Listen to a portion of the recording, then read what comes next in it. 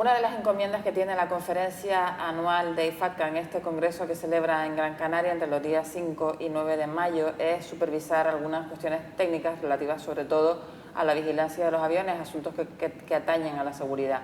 En concreto abordará dos cuestiones que tienen que ver directamente con la seguridad.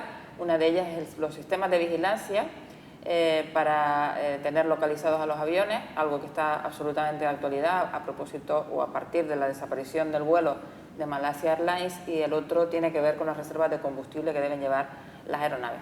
Ignacio Bacá es el coordinador del comité técnico de IFATCA que se ocupa precisamente de hacerle un seguimiento a las cuestiones que tienen que ver con la técnica y con la seguridad, naturalmente con los avances tecnológicos y su impacto en el control de los aviones. Ignacio, buenos días. Hola, buenos días. Vamos a tratar de explicar esto en palabras que pueda entender cualquiera. Ustedes van a hablar del sistema de vigilancia vía satélite ADS-C y el sistema ADS-B. Son sistemas que tienen un funcionamiento análogo, pero que no son absolutamente idénticos. Y es una discusión muy procedente porque se produce cuando está todo el mundo, todo el sector aeronáutico totalmente impactado por la desaparición del vuelo de Malaysia Airlines. Me gustaría que explicara en qué consiste la diferencia entre el sistema ADS-B y el sistema ADS-C. Sí, son sistemas ADS, significa vigilancia dependiente automática, pero bueno, eso realmente es una forma de describirlo, es lo que corresponden las siglas. Realmente el ADS son sistemas que lo que pretenden, porque hay dos, ADS-C y ADS-B, son sistemas que pretenden complementar a los sistemas tradicionales de saber dónde está un avión o incluso sustituirlos. En el caso concreto del ADS-C, lo que se hace es que el avión puede determinar su propia posición por medios, normalmente puede ser radioayudas en tierra, puede ser el propio sistema de navegación inercial del avión o incluso el GPS, o integrar toda esa información junta para saber la posición exacta del avión, sus coordenadas, digamos. Entonces, esa información se puede enviar a tierra aproximadamente, en el ADS-C se envía, pongamos, cada 15 minutos aproximadamente. Y eso sustituye a los tradicionales informes de posición que hacía un avión diciendo estoy en tal punto a tal hora. En este caso, el avión nos lo envía automáticamente. El ADS-B, sin embargo, envía estos mismos informes, la idea es la misma, el avión calcula su propia posición, la envía a tierra, pero esta vez la envía 1 o 2 veces por segundo. Entonces el sistema se parece mucho más a lo que sería el radar. No es un sistema radar, porque el radar obtiene su información a partir de interrogaciones desde tierra al avión. Sabemos dónde está el avión con respecto a la antena de radar. En este caso, el avión por sí mismo, por sus propios medios, calcula su posición y nos la envía a tierra. Pero en este caso la ADS-B sustituiría lo que es la información radar a efectos prácticos de control aéreo. La información que vemos en pantalla es exactamente igual que si tuviésemos una red de radares cubriendo el espacio aéreo. ¿Un sistema de vigilancia ADS-B o ADS-C hubiese impedido la desaparición del vuelo de Malaysia Airlines? Bueno, los sistemas de a bordo, el problema es que se pueden desconectar. En este caso sabemos que el avión dejó de transmitir, el transpondedor de a bordo, que es el sistema que interrogan los radares de tierra, dejó de transmitir. Si estaba utilizando ADS-B, que eso lo desconozco, tampoco continuó adelante, se interrumpen las conversaciones por radio. No sabemos el motivo, no sabemos si fue un fallo eléctrico, no sabemos si lo desconectó alguien, no sabemos por qué, pero evidentemente el sistema es como desconectar un teléfono. Si lo desconectas no puedes hablar, como si tienes un GPS y le quitas la batería, no te sirve ya para nada. En este caso, el avión, aunque pueda calcular su posición, si no puede transmitir la tierra, en ese caso no sirve para nada. Así que el sistema sí nos puede decir dónde está el avión, pero si se desconecta lo que sabremos es la última posición que nos envió, pero nada más. El caso es que el Congreso de IFATCA lo que va a debatir específicamente es el uso de si es más conveniente usar el sistema ADS-C o el sistema ADS-B, es decir, la información programada en fracciones periódicas o una información permanente, en concreto en la vigilancia de los vuelos que operan las rutas oceánicas, los vuelos que hacen las rutas entre, en este caso, por ejemplo, América y Europa, ¿no? Si usted tuviera que responder a la pregunta de ¿es posible y viable y recomendable establecer un sistema ADS-B para la vigilancia de esas rutas, ¿qué diría? Técnicamente es posible. Todavía falta por hacer, hay un proyecto, pero en principio sería posible porque lo único que hay que hacer es, en lugar de enviar como ahora, acordar un periodo de envío y enviar un mensaje cada determinado número de minutos, lo único que hay que hacer es que se envíe la señal constantemente y que se pueda recibir de alguna forma. El problema es cómo recibirla. Se está estudiando la posibilidad de tener una constelación de satélites, se enviaría la señal al satélite y llegaría. Eso es técnicamente seguro que es posible. Lo que ya no es tan seguro es si realmente es recomendable. puede que sí, efectivamente, pero realmente merece la pena tener una información tan precisa en un espacio aéreo en el que hay pocos aviones. Realmente sí hay aviones, pero no, la congestión no tiene nada que ver con la que podría haber en zonas como puede ser la costa este norteamericana, Centro Europa. Esas zonas realmente hay un tráfico, está muy congestionado, y allí sí que realmente los aviones están, las separaciones que se aplican son de 5 millas, y entonces están los aviones realmente próximos. En el espacio aéreo oceánico, donde los aviones están separados, a lo mejor se suelen separar por tiempos, pero entre dos aerovías puede haber una separación de, pongamos, 70 millas. ¿Realmente merece la pena tener una información tan precisa? Por seguridad diríamos que sí, pero no estamos muy seguros tampoco de si la constelación de satélites cubrirá absolutamente todas las áreas o podrá quedar algún agujero que además se podría desplazar en función del movimiento de los satélites. No sabemos cuál sería el costo de enviar un mensaje es muy elevado, se podría encarecer muchísimo el precio del billete. Y realmente el problema, el sistema siempre podría terminar de desconectarse. En principio, la idea, ¿sería viable? Sí. ¿Sería deseable? Cuantos más sistemas tengamos, en principio, más seguridad tendremos. ¿Es recomendable desde el punto de vista de la eficacia-coste? Eso es algo que todavía habría que estudiar. En cualquier caso, de momento es una propuesta y aquí lo que estamos debatiendo son las condiciones en las que habría que llevarla a cabo. El caso es que España solo tiene en este momento tecnología que además está situada físicamente en el Centro de Control de Canarias para hacer el control a través del sistema ADSC. No está preparado el sistema para el manejo del sistema BCD. Por tanto, ¿tiene alguna lógica que se plantee esa discusión cuando hay países, en el caso claramente de España, uno de ellos, que ni siquiera están preparados para eso? Todo se puede plantear. Además, el ADS-B tiene una ventaja sobre los sistemas tradicionales de radar. Efectivamente, en Canarias se está utilizando ADS-C, aprovechando que tiene mucho espacio aéreo oceánico, es un buen sistema para tener más información. Pero en el caso concreto de los sistemas de radar que tenemos en Canarias incluso tenemos sistemas de radar, pero la cobertura es limitada, naturalmente. En la península, en los centros de control de Madrid, de Barcelona, de Sevilla, se está utilizando el radar. ¿Se podría utilizar en su lugar un sistema de ADS complementando al radar, incluso si queremos ir más lejos sustituyéndolo? Se podría utilizar y hay lugares actualmente, por ejemplo, Australia es un país pionero en este tipo de cosas. Podría ser interesante incluso porque un radar es muy caro y un sistema de ADS-B posiblemente es más barato. Lo cierto también es que ahora mismo nuestro sistema ya tiene una historia detrás y tenemos radares actualmente que llevan años en servicio, tenemos todo nuestro sistema preparado para radares, sustituirlo no es tan fácil como parece. Tenemos que integrar la señal de un sistema ADS-B con la de un sistema radar. En el futuro, muy posiblemente se llegue a hacer. El ADS-B posiblemente llegue a complementar al radar y será un buen cambio porque será un sistema más económico que el que hay actualmente. Pero de momento, ahora mismo, el cambio sería complicado, sería caro y técnicamente sería bastante complejo el conseguir integrar la señal de equipos de fabricantes muy diferentes con la de nuestros radares que conocemos perfectamente, sabemos qué errores dan y sabemos cómo funcionan a la perfección. Si le he entendido bien, vamos unos pasos por detrás de la tecnología en España. No diría yo tanto como que vamos unos pasos por detrás. El ADS-B, que yo sepa, en Europa ahora mismo no se está realmente utilizando en centros de control. Hay países, en concreto en Australia sé que se utiliza en el interior del país. En Estados Unidos sé que había proyectos, no sé si habrán implementado ya, para utilizar el ADS-B en el Golfo de México. Pero realmente aquí no es que vayamos por detrás, sino simplemente que tenemos un sistema. El ADS-B no va a mejorar el sistema radar. Puede sustituirlo, será otra forma de averiguar la posición. Nuestro sistema actual es bueno en ese sentido, tenemos una cobertura radar excelente. Estamos hablando de un sistema, usted nos lo podrá precisar, que en este momento resultaría carísimo para que las personas, los ciudadanos se puedan hacer una idea, tan caro como enviar, como un coste de $1 por cada mensaje, de los cuales se enviaría uno o dos por segundo. Ese sería el caso de utilizar el ADS-B en zonas oceánicas donde tendríamos que utilizar satélites para recibir la señal. Y sí, yo he visto varias estimaciones de costes. La más barata era del orden de, pongamos, $1 por mensaje. Si estamos mandando un mensaje por segundo, pues podemos calcular efectivamente del orden de $1 por segundo.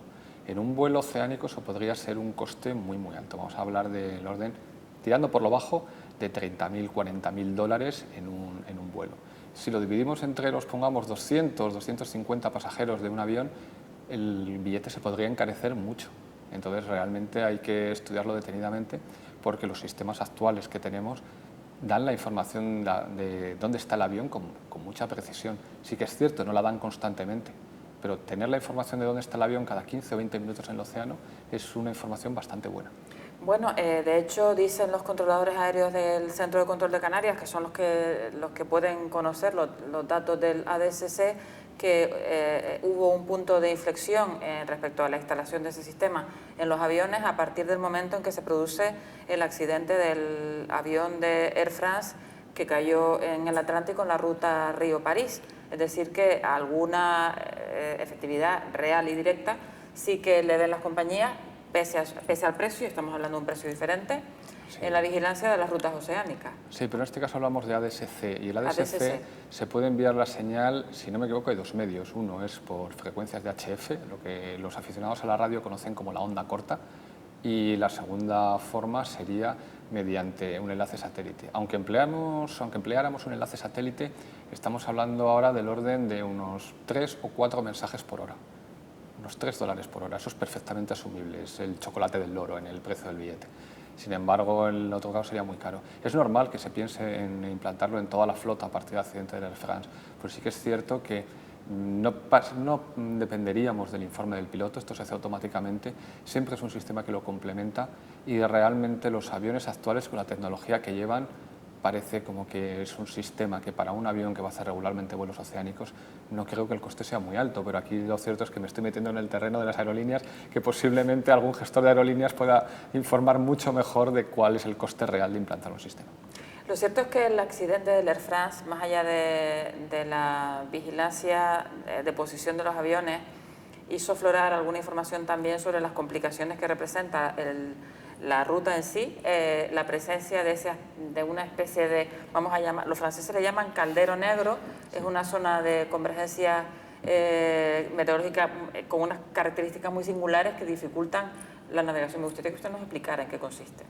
Bueno, como decía antes, el problema meteorológico lo van a tener todos los vuelos que pasen del hemisferio norte al hemisferio sur, porque ese problema se presenta en la zona entre los trópicos, en la zona del Ecuador.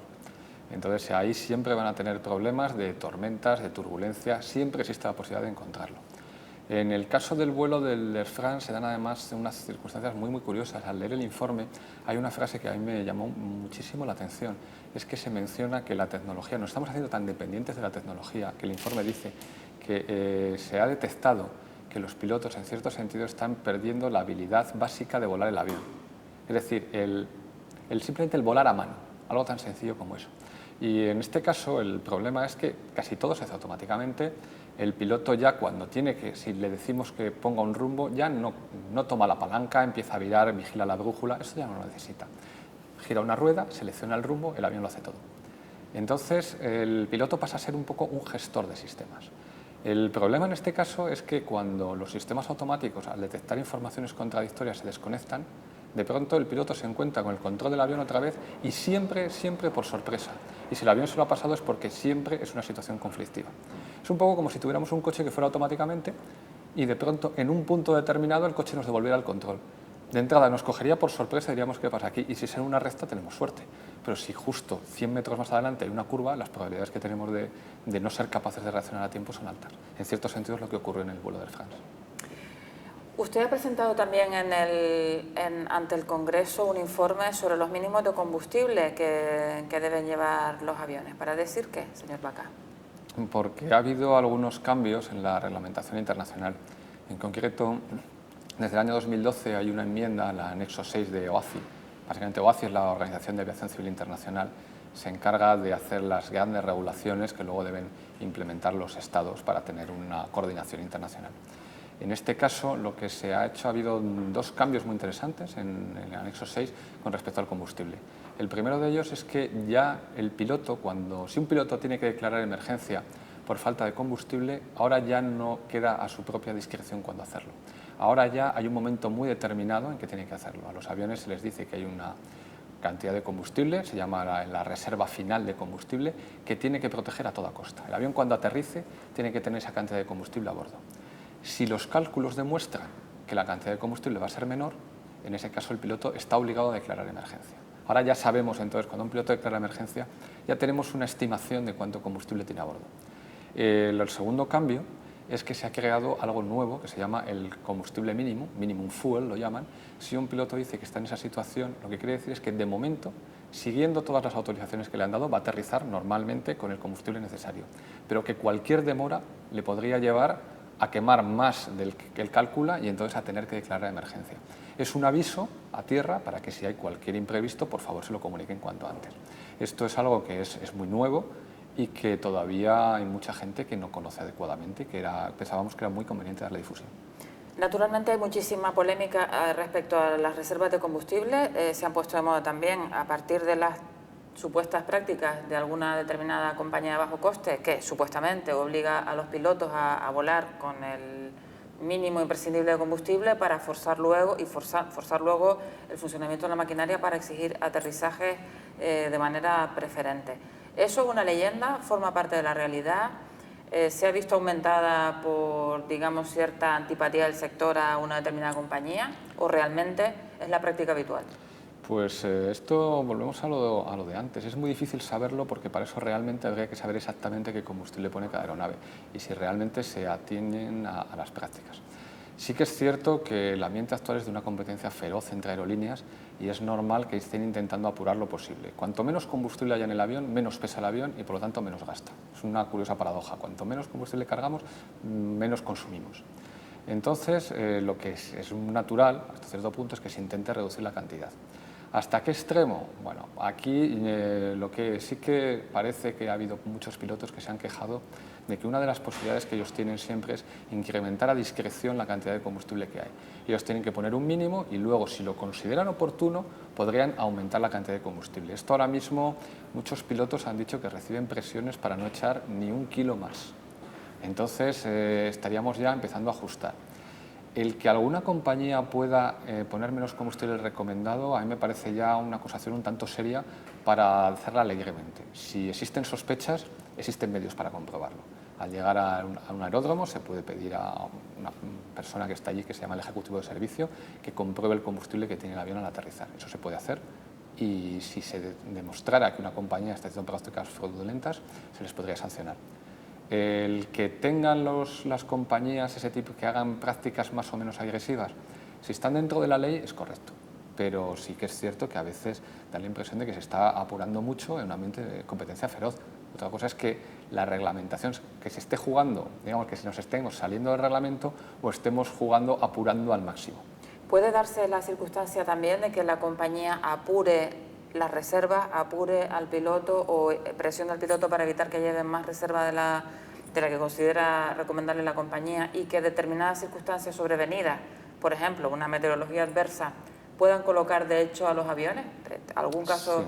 se ha producido en España? Sí, puede ser complicado. Por ejemplo, hace poco veía en una revista, esto lo vi hace muy poco, una revista que edita Eurocontrol, veía un ejemplo que además en España es muy significativo porque el ejemplo es un vuelo entre Gatwick y Madrid.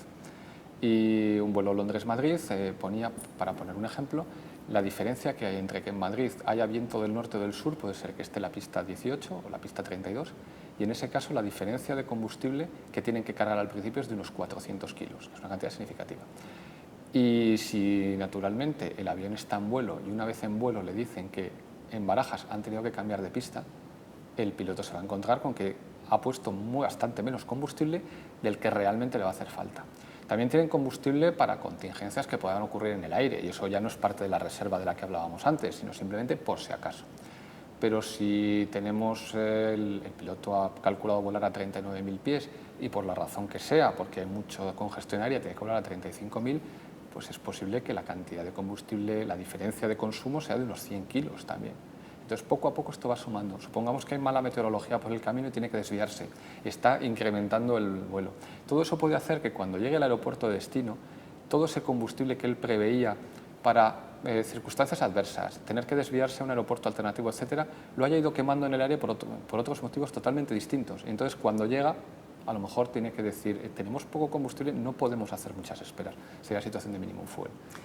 Última pregunta, también van a ver ustedes a lo largo del Congreso cosas que atañen al propio control de estrés de los controladores cuando están desempeñando su servicio. Yo no sé si usted se habrá encontrado con algún caso así, pero ¿qué le pasa por la cabeza a alguien cuando está viendo a un avión hacer señales para pedir un aterrizaje de emergencia por esa causa? Pues normalmente la verdad es que lo primero, bueno, ante todo la situación depende mucho y de las circunstancias. Un piloto, como hemos dicho ahora, puede declarar emergencia, pero realmente sabemos, según la normativa, si ha cumplido con la normativa, puede estar diciéndonos, estamos declarando emergencia, pero todavía en el avión tenemos combustible para estar durante 30 minutos dando vueltas a 1.500 pies de altura sobre nuestro aeródromo, sobre el aeródromo de destino. Eso es una cantidad de combustible apreciable.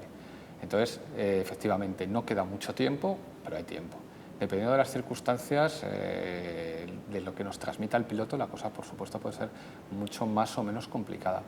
Analizábamos un incidente aquí que tuvo lugar en Australia, en el que dos aviones tuvieron que desviarse al aeródromo alternativo y la verdad es que la meteorología allí resultó ser muchísimo peor de lo que estaba prevista en el alternativo y entonces tuvieron que aterrizar por debajo de mínimos y el segundo de los aviones realmente tuvo que decir, pase lo que pase, vamos a aterrizar, porque ya no tenemos combustible para más. Entonces esas situaciones son realmente de muy alto estrés. Ignacio Vacá, gracias por estar con nosotros. Muy bien, muchas gracias a vosotros. Gracias.